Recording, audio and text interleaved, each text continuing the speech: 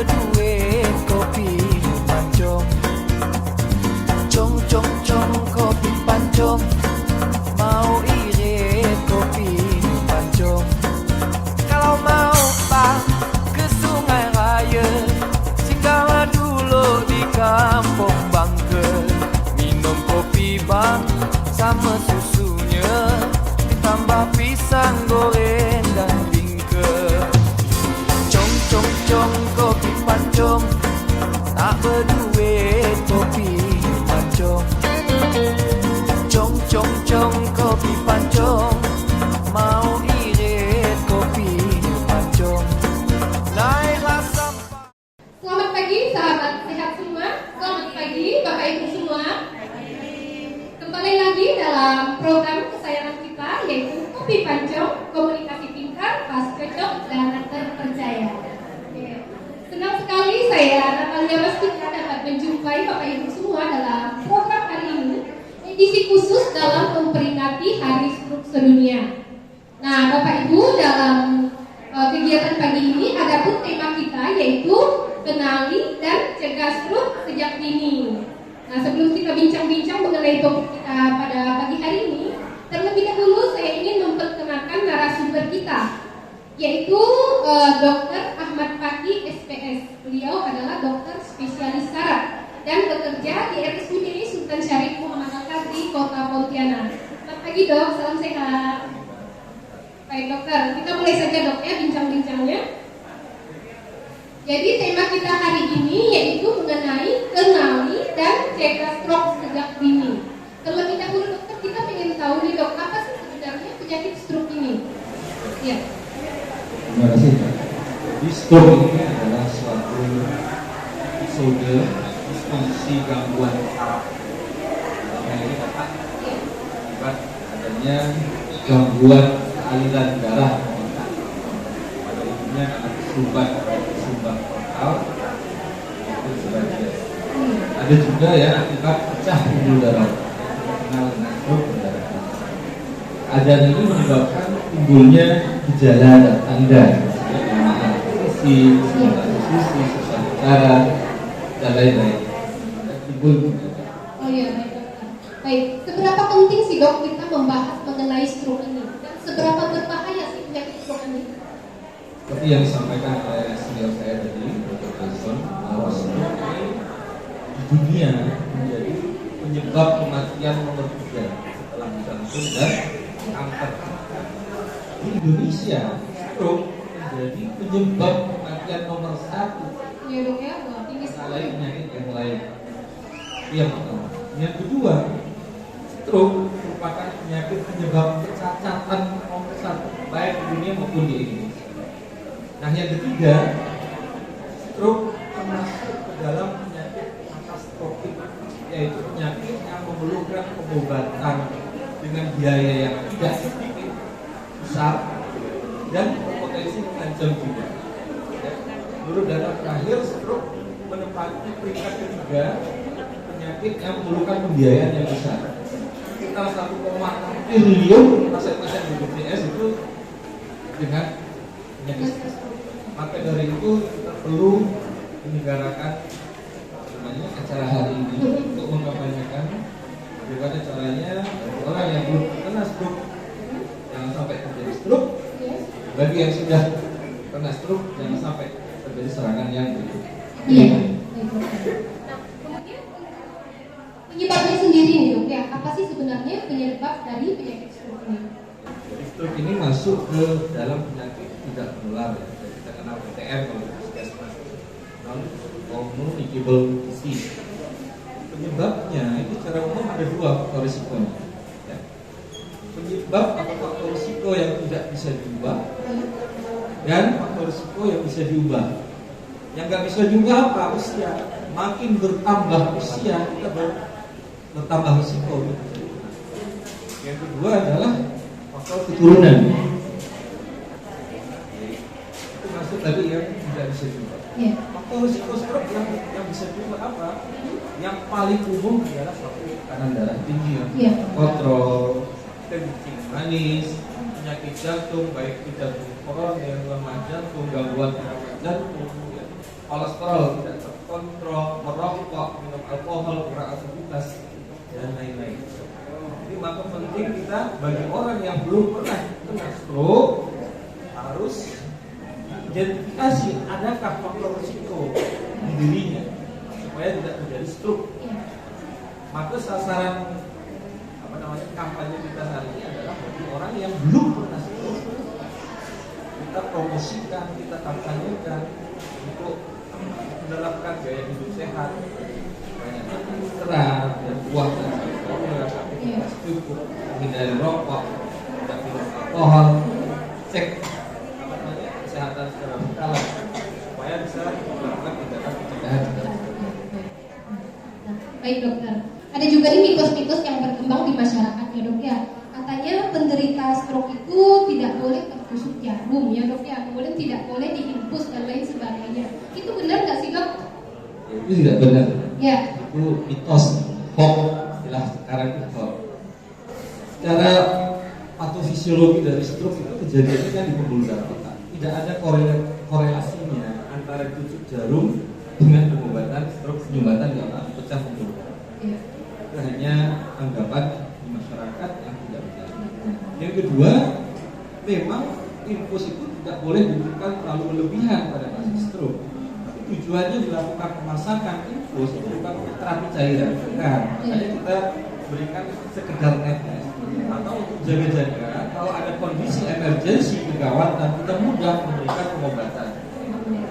Kalau memang dia makan minumnya bagus, biasanya kalau stabil kita pasang infus, cukup pasang injection plug, itu udah cukup.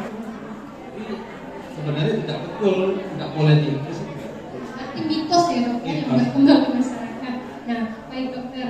Kemudian untuk gejala nih dok ya, gejala dan ciri-ciri dari penyakit stroke ini yang harus kita waspadai dokter. Gejala apa? Baik Bapak Ibu, supaya memudahkan kita itu kan lebih mudah mengingat. Biasanya kita akan lebih mudah mengingat kalau dibuatkan jembatan kerja ya, bahasa Inggrisnya monomonik. Ini Bapak Ibu bisa lihat di banner ini ya. Segera ke rumah sakit. Ini bisa ditampilkan di sini. Sebenarnya apa? Senyumnya pelor mendadak. Wajahnya tiba-tiba tidak sama antara kanan dan kiri. Gerakannya tiba-tiba lemah sesisi mendadak. Ya.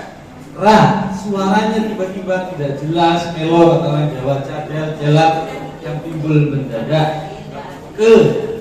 Kesemutan, ya, sesisi mendadak, ya. Rumah sakit RS, rasa sakit, rabun kelihatan mendadak, S-nya sakit kepala yang luar biasa, yang timbul mendadak, yang tak pernah sakit kepala sebelumnya, ini harus dicurigai sebagai gejala. Sebenarnya, jadi kalau ada gejala segera ke rumah sakit tadi, pertolongan pertamanya apa?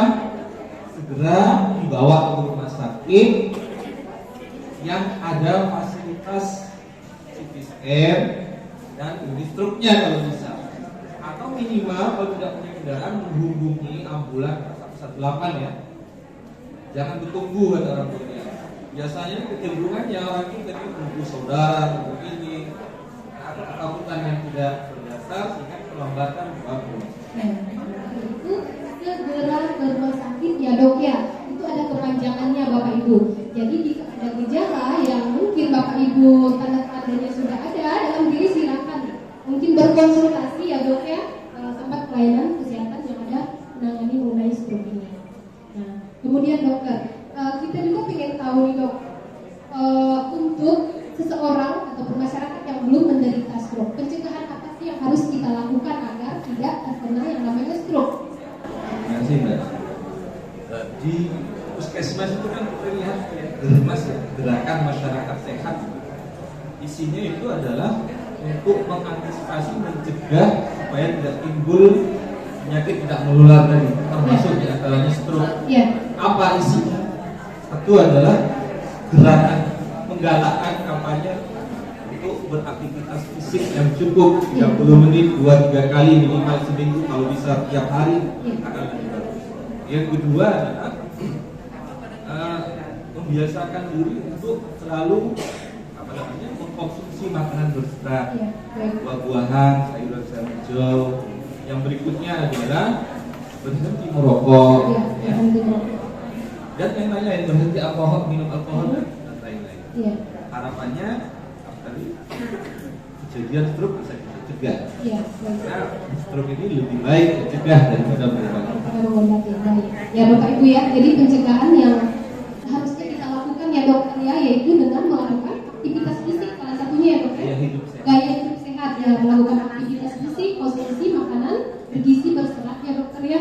Nah, kemudian kita juga pengen tanya juga nih dokter kepada Bapak Ibu semua di sini, kita kasih kesempatan bagi Bapak Ibu yang ingin bertanya kepada dokter nih, kita kasih kesempatan hanya dua pertanyaan ya. Kita batasi 2 pertanyaan untuk bertanya langsung kepada dokter seputar penyakit stroke ini. Silakan Bapak Ibu. Ya, silakan Bu. Yang pertama, apakah darah yang tinggi atau yang rendah? Yang pertama. Yang kedua, jika sudah ada tanda stroke, bagaimana solusi kita untuk mengatasinya? Terima kasih. Assalamualaikum warahmatullahi wabarakatuh. Dijawab aja dokter, silakan dokter. Terima kasih Ibu, pertanyaannya cukup bagus ya. Memang seperti saya sampaikan di awal tadi, salah satu penyebab faktor risiko stroke adalah tekanan darah yang tidak terkontrol, itu yang paling sering. Jadi pertanyaannya, apakah tekanan darah yang tinggi, itu istilahnya tekanan darah yang tidak terkontrol, biasanya di atas 140, atasnya, bawahnya lebih dari 90, itu berisiko terjadi serangan stroke. Masalahnya pada kondisi stroke baru, akut, masih baru, tekanan darah yang tinggi itu biasanya merupakan respon dari adanya sumbatan pembuluh darah di otak, sehingga tubuh kita itu secara otomatis menaikkan tekanan darahnya untuk memenuhi kebutuhan aliran darah waktu serangan. Hati-hati biasanya pada pasien, karena paling banyak ini stroke sumbatan pada menit-menit awal serangan, itu tekanan darah biasanya naik. Itu nggak boleh diturunkan. Lebih amannya segera, pertolongan pertamanya ya, pertanyaan kedua ya, jawaban yang kedua, segera ke rumah sakit yang punya fasilitas foto otak, CT scan, atau dengan unit stroke khusus. Itu pertolongan pertama. Berikutnya adalah jangan jangan ditusuk, nggak ada referensinya. Jangan dimasukkan sesuatu ke mulut, karena dikhawatirkan fungsi menelangnya juga akan terganggu, resiko tersedak dari nafas mendadak. Yang betul adalah jangan bertunggu tadi, segera bawa ke rumah sakit yang punya fasilitas CT scan dan unit stroke kalau misalnya ada neurolognya, spesialis sarafnya. Alhamdulillah di rumah sakit kita itu sudah ada fasilitas CT scan, ruang stroke khusus, dan neurolognya kami berdua dengan beliau Dr. Johnson dan saya. Intinya segera dibawa ke rumah sakit untuk segera mendapat pertolongan pertama. Karena begini Ibu, pada menit-menit awal, detik pertama terjadi serangan stroke, terjadi 32.000 kerusakan sel saraf namanya neuron. 1 detik, 1 menit 32.000 dikali 60 detik, 1,9 juta sel otak yang mati. Bayangkan kalau sudah 1 jam, 120 juta sel otak yang mati.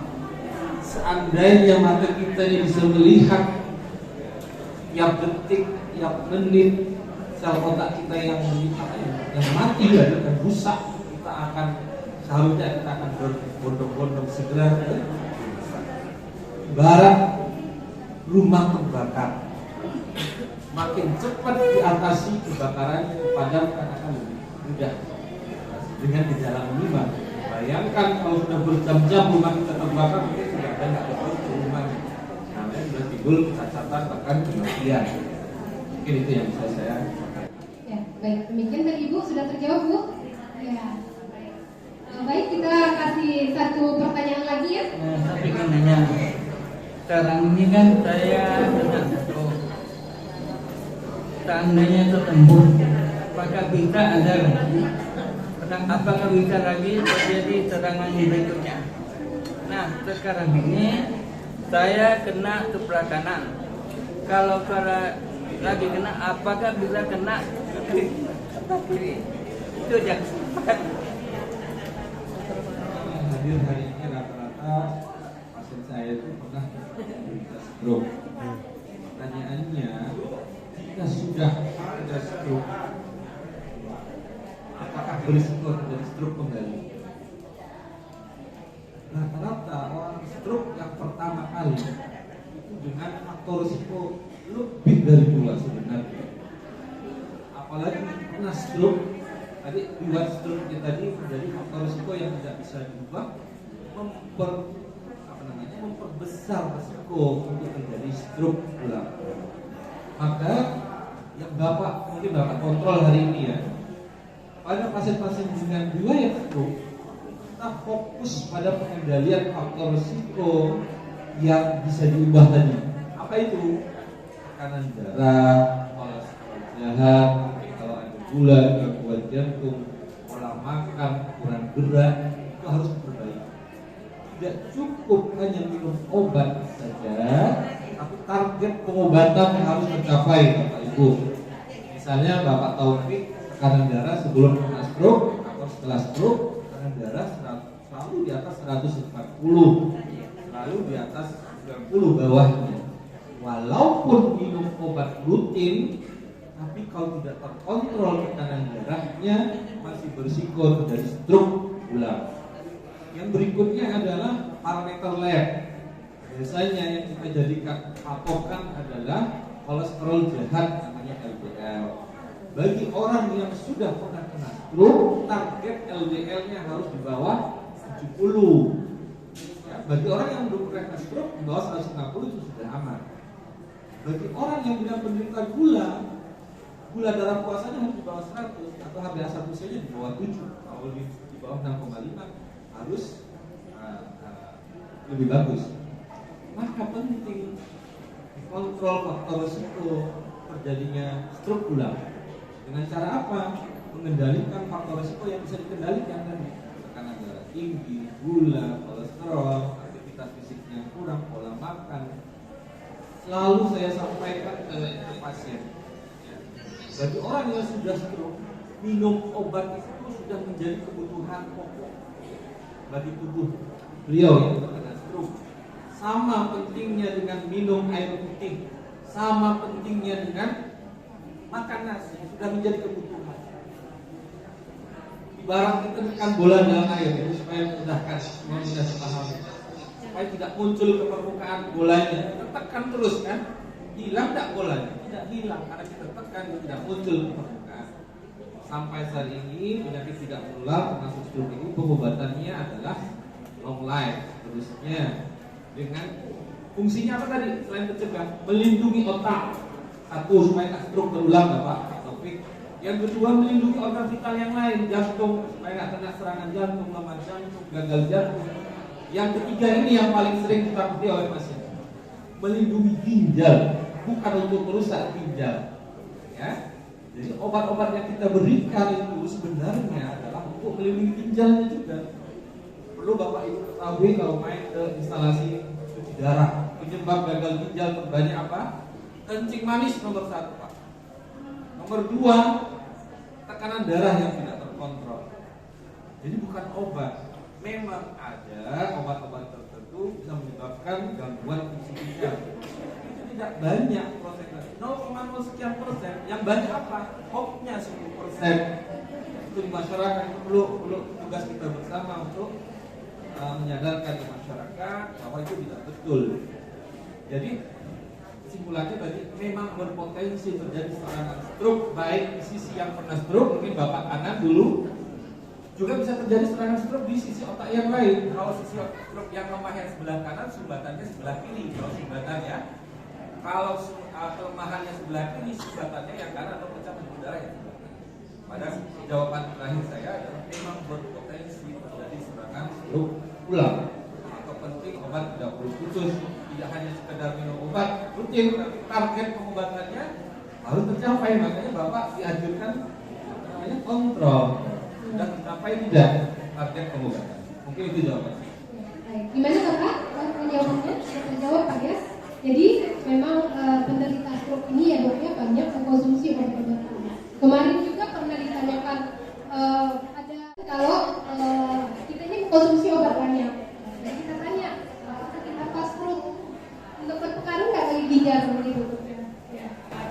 Jadi gini, biasanya pada orang tua rata-rata dengan usia lanjut dengan penderita stroke itu tidak hanya stroke penyakitnya, ada komorbid yang lain, ada sakit lutut, sakit pinggang, sakit emah, penyakit yang lain.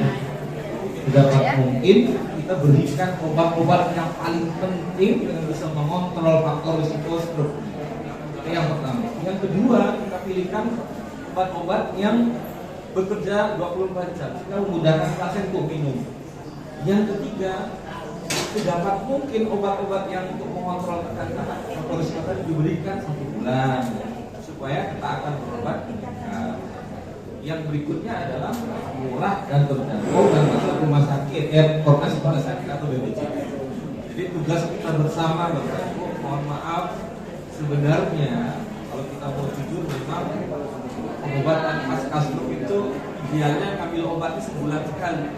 Cuma terkadang ada kendala-kendala tertentu yang tidak bisa diberikan 1 bulan semua. Misalnya karena nyeri saraf, dan itu tidak ditanggung BPJS 1 bulan. Kalau pemerintah encer darah, obat kolesterol, tekanan darah itu insya Allah bisa diberikan sebulan. Cuma tadi keluar yang lain, obat antibioti, nyeri saraf tidak ditanggung oleh BPJS 1 bulan. Itu yang menyebabkan beliau ini rutin berobat minggu ke sana. Kalau murni faktor risiko stroke saja seharusnya cukup 1 bulan sekali. Mungkin itu yang saya. Nah mungkin ini pertanyaan terakhir ya dok. Ada nggak sih tips nih kepada masyarakat yang sudah menderita stroke? Bagaimana supaya stroke-nya ini tidak semakin parah ya Bapak Ibu ya? Tipsnya apa sih harus dilakukan? Terima kasih tadi. Ulang kembali bagi orang yang sudah pernah menjadi serangan stroke, rutin berobat, rutin kontrol, tidak hanya sekedar rutin, tapi harus tercapai target pengobatan. Yang kedua perlu diluruskan, karena definisi sembuh di masyarakat itu, kalau kekuatan ototnya sudah membaik, tidak minum obat, tidak seperti itu. Tetap minum obat. Kalau untuk kontrol tekanan darahnya, kolesterol, gula itu terkontrol dengan obat plus perubahan gaya hidup tadi. Yang berikutnya perlu yang berikutnya adalah pengen harus diluruskan pemahaman di masyarakat, pengen sembuh dalam tanda kutip tambah kuat gejala sisa stroke-nya mungkin akan disampaikan oleh sejawat saya Dr. Dira, kelemahan stroke-nya hanya minum obat saja tidak akan bisa. Jadi stroke obat itu adalah untuk mencegah supaya tidak terjadi serangan stroke berikutnya, bukan untuk menambah kuat. Jarang obat-obatan yang berefek menambah kekuatan obat, kecuali latihan dan latihan. Tidak cukup hanya minum obat saja, ini kekuatan obatnya meningkat, ketakuan sendiri tidak latihan tidak cukup. Maka harus dilatih oleh latihan, minum obat itu, perubahan gaya hidup. Nah, jadi itu yang harus dilakukan ya dok ya, agar terkontrol semuanya dok ya, supaya tidak memperparah. Nah baik dokter, mungkin cukup di sini dok ya, kita akan ganti sumber kita dengan dokter Mira. Terima kasih dok ya atas informasi yang disampaikan. Terus dulu dong untuk dokter Pagi. Jadi bagi bapak ibu yang ingin berkonsultasi mengenai stroke itu silakan. Aja di sini dok ya, di rumah sakit kita beliau bekerja di RSUD Sultan Syarif Muhammad Al-Qadri. Baik, terima kasih. Terus sekali lagi dong dokternya. Ibu kita lanjutkan lagi ya. Tadi dokter Pagi sudah jelaskan ya, salah satu tindakan dalam menangani stroke ini yaitu dengan melakukan selain minum obat kita juga melakukan terapi. Nah di sini juga kita telah menghadirkan narasumber yaitu dokter spesialis rehabilitasi medik yang menangani khusus terapi bagi penderita stroke yaitu Dr. Mirawati SPFKR. Silakan dokter. Aplaus dulu dong untuk dokternya, Bapak Ibu. Jadi Dr. Mirawati juga bekerja di RSUD Sultan Syarif Muhammad Al-Qadri. Nah, beliau inilah yang menangani kasih ya dokter ya. Ya, baik. Nah, baik dokter. Jadi setelah seseorang nih dok didiagnosa menderita penyakit stroke nih dok ya, kapan sih harus melakukan terapinya? Jadi sebaiknya program rehabilitasi ini kita mulai dari sejak masih perawat dari beberapa literatur memang bervariasi kapan sebenarnya mulainya. Tapi biasanya 72 jam pertama itu pasien masih kondisinya belum stabil. Jadi kita biasanya kalau dari teman sejauh pasien dulu, nah lihat lagi kondisi umumnya pasien, kita memungkinkan untuk kita mulai program rehabilitasi. Tapi biasanya kita juga menyesuaikan dengan rujukan dari pasien sejauh. Apa sih dok peran rehabilitasi medik ini pada pasien ini? Fungsinya apa? Mungkin ya istilah rehabilitasi medik ini mungkin masih beberapa pasien masih awam ya. Jadi sebenarnya rehabilitasi medik ini adalah sebuah tim. Jadi timnya ada dokternya, ada fisioterapi, ada terapi bicaranya, ada terapi okupasinya, ada psikolognya. Jadi kita bekerja satu tim. Nah nanti fungsinya dokter, fungsinya program rehabilitasi medik itu kita mengoptimalkan fungsi pasien semaksimal mungkin sampai pasien bisa mencapai kualitas hidup yang lebih baik. Bingung istilahnya gimana? Saya kasih contoh ya. Misalnya pasiennya datang dengan post-stroke sudah 3 bulan. Setelah 3 bulan misalnya fungsi tangannya sudah membangun, bisa menulis, baju, makan sendiri. Tapi belum bisa berjalan misalnya. Jadi pasiennya datang dengan kursi roda misalnya. Nah nanti di polirehabilitasi ini kita assessment dulu, kita periksa dulu kenapa pasien belum bisa jalan. Apa karena kekuatan ototnya yang belum bagus, apa karena lututnya yang sakit, atau karena pasien takut berjalan karena gak seimbang, kakinya sebal dan sebagainya. Nanti satu-satu masalah kita tata laksana. Kita tentukan target untuk pasien. Apakah targetnya nanti pasien setelah sebulan terapi, setelah 1,5 bulan kita lihat kayaknya pasien bisa jalan mandiri nih. Nah, berarti kita targetkan pasien untuk jalan mandiri. Nanti kita latih ke arah sana, latih koordinasinya, latih keseimbangannya. Tapi setelah sebulan misalnya kita lihat kayaknya ada gejala sisa struknya yang agak sulit kita perbaiki lagi. Mungkin pasien target akhirnya adalah jalan yang tepat. Kita pasien untuk mulai beri makan, kita ajarkan cara makannya, kita ajarkan cara langkahnya bagaimana. Jadi kita jelaskan target kita ke pasien di bulan itu evaluasi kita. Iya. Jadi penting sekali ya dok ya, rehabilitasi medik ini untuk para penderita stroke sangat penting sekali. Nah banyak juga nih pasien-pasien yang mungkin mengabaikan ya dok ya. Banyak nggak sih yang nggak konsul, nggak terapi setelah sudah didiagnosa misalnya? Ada beberapa ya. Jadi penting sekali ya Bapak Ibu, ini fungsinya itu untuk mengoptimalkan kembali ya dokter ya. Jadi bukan membawa pasien jadi normal. Iya. Optimal. Baik. Nah kemudian dok, apa saja sih jenis latihan pada pasien stroke ini yang sering diberikan? Jenis-jenisnya? Oh ya. Jadi secara umum latihan itu banyak. Latihan kebugaran, latihan gerak sendi, latihan kekuatan, latihan keratangan, latihan keseimbangan. Ya. Kita sesuaikan dengan pasien. Tipe pelatihannya yang awal ini yang cocok dengan mana? Bisa satu jenis dulu, satu kombinasi, atau nanti setelah 2 minggu, 3 minggu nanti kita ubah lagi. Ini kita sesuaikan. Oh iya, sesuaikan dengan kondisi. Latihan gerakan sendi pada pasien ya dokter ya. Ada demo dari salah satu fisioterapi. Ya, setelah kegiatan kita ini ya Pak ya, kita demonstrasikan gerakan latihan sendi pada pasien stroke. Nah kemudian latihan gerakan sendi ini dok yang akan diberikan, apa penting sih latihan gerakan sendi ini diberikan kepada pasien-pasien? Jadi di antara sebanyak itu latihan, hari ini kan topiknya latihan gerak sendi. Saya coba jelaskan salah satu pentingnya latihan. Simpelnya latihan untuk gerak sendi itu fungsinya apa? Dia meningkatkan gerakan sendi. Kenapa meningkatkan gerakan sendi itu penting? Misalnya saya kasih contoh pasien ya. Misalnya pasiennya datang dengan kelemahan nafas ya.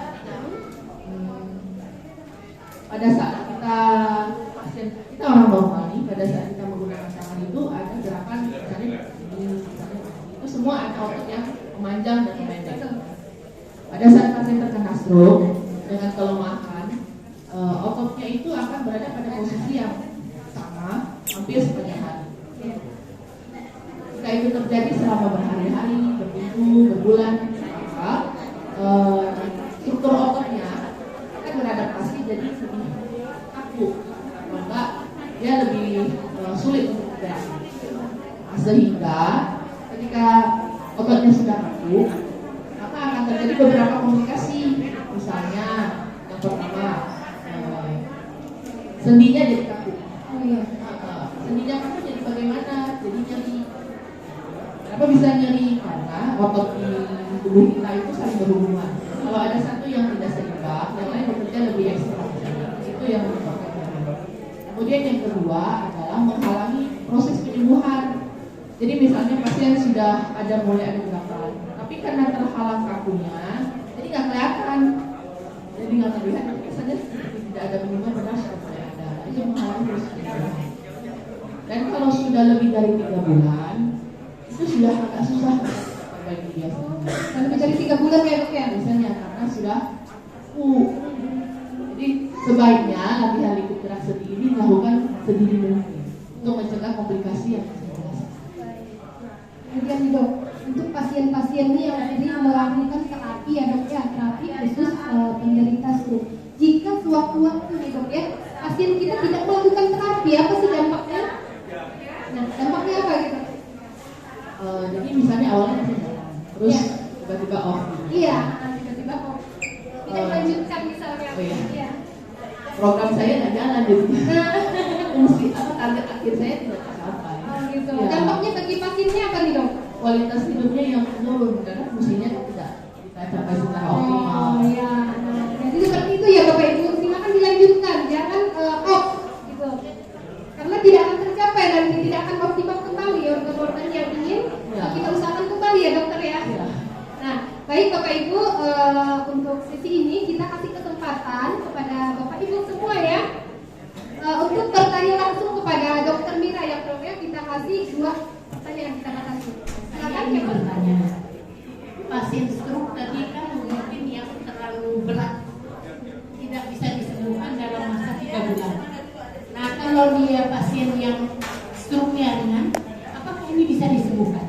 Satu itu. Yang kedua, apakah misalnya kita ini yang sakit saraf terjepit, boleh nggak kita fisioterapi? Yang kedua. Yang ketiga, apa manfaatnya kalau kita sudah fisioterapi yang stroke maupun yang ringan? Biasanya kita dari rehabilitasi medik itu melihat dari sisi fungsi. Jadi setelah stroke kita lihat dulu ada nggak fungsi pasien yang terganggu. Misalnya fungsi tangannya, fungsi berjalannya, ya, fungsi menelan, fungsi berbicara. Kalau pada pasien-pasien yang stroke ringan biasanya kan fungsinya setelah beberapa bulan pemulihan ada fungsi yang kembali. Kita secara asesmen fungsinya masih bagus, tidak perlu ikut program rehabilitasi itu. Tapi kalau ada fungsi yang terganggu, kita akses lagi. Kita tata laksana penyebabnya kenapa. Nomor 1 kita cari tahu.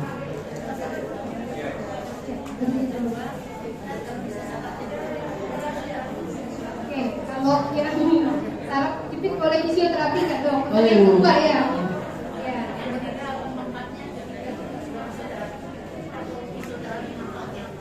Oke, fisioterapi manfaatnya apa? Untuk pasien stroke seperti yang sudah saya jelaskan sebelumnya, kita akan berusaha mencapai keadaan optimal pasien.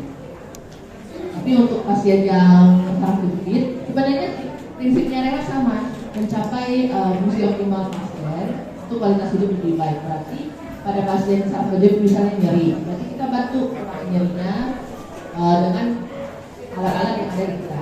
Dari segi obat-obatan mungkin dibantu dengan sejauh dari sana. Biasanya kita bekerja sama. Nah, baik, mungkin sudah cukup ya dok ya. Ini untuk pertanyaan terakhir dok ya. Mungkin dokter bisa memberikan tips ataupun pesan nih kepada para penderita stroke yang sedang terapi dok. Pesan kepada penderita stroke. Tipsnya setiap pasien yang masuk ke dalam poliklinik medik, biasanya kita kasih cara latihan di rumah. Karena kan pasien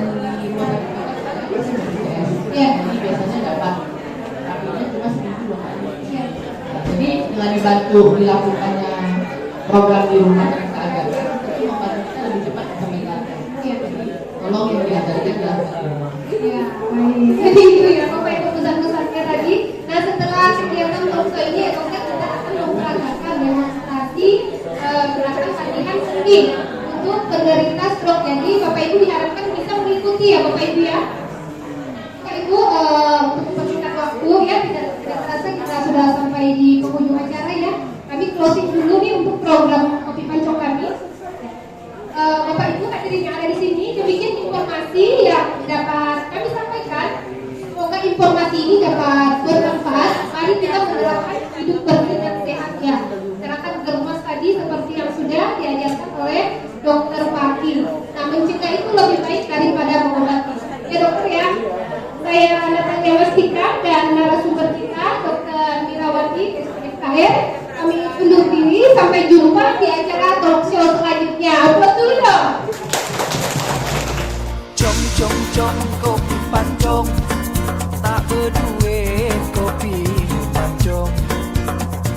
Cong cong cong kopi pancong, mau irit kopi pancong. Kalau mau bang ke Sungai Raya, singgahlah dulu di Kampung Bangke. Minum kopi bang sama susunya, ditambah pisang goreng dan bingke. Cong cong cong kopi pancong, tak berduit kopi